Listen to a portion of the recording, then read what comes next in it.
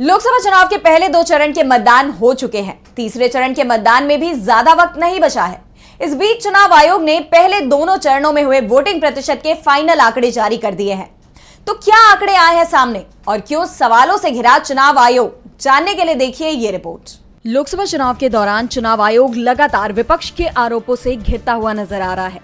इस बार विपक्ष ने पहले 2 चरण के मतदान को लेकर एक बार फिर आयोग पर सवाल उठाए हैं। दरअसल मंगलवार को कांग्रेस महासचिव जयराम रमेश ने ट्वीट कर पहले 2 चरण के मतदान के आंकड़ों को लेकर चुनाव आयोग पर हमला बोला। उन्होंने लिखा कि ऐसा पहली बार हो रहा है कि पहले चरण के मतदान के 11 दिन बाद और दूसरे चरण के 4 दिन बाद भी चुनाव आयोग ने मतदान प्रतिशत का अंतिम डेटा जारी नहीं किया है। पहले चुनाव आयोग मतदान के तुरंत बाद या 24 घंटों के भीतर मतदान प्रतिशत का अंतिम डेटा जारी करता था। चुनाव आयोग की वेबसाइट पर केवल अनुमानित रुझान आंकड़े ही उपलब्ध हैं। इस देरी का कारण क्या है?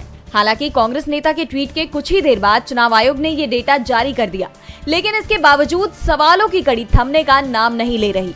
चुनाव आयोग पर विपक्ष के दबाव में डेटा जारी करने के आरोप लगाए जा रहे हैं। आयोग के डेटा के मुताबिक पहले चरण में 66.14% और दूसरे चरण में 66.71% मतदान हुआ।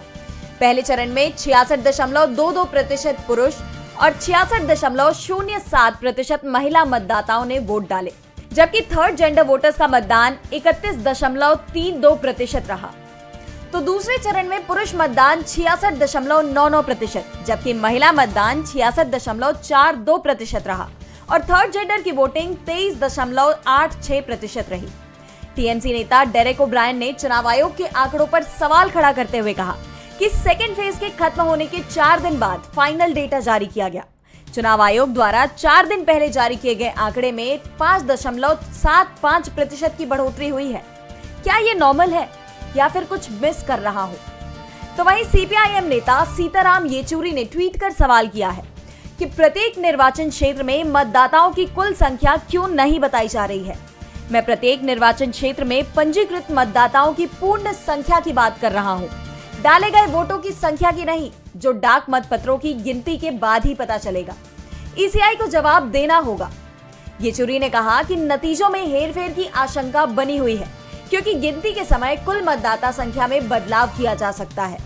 चुनाव के पहले से ही आयोग की पारदर्शिता सवालों में थी और अब एक बार फिर आयोग कटघरे में है।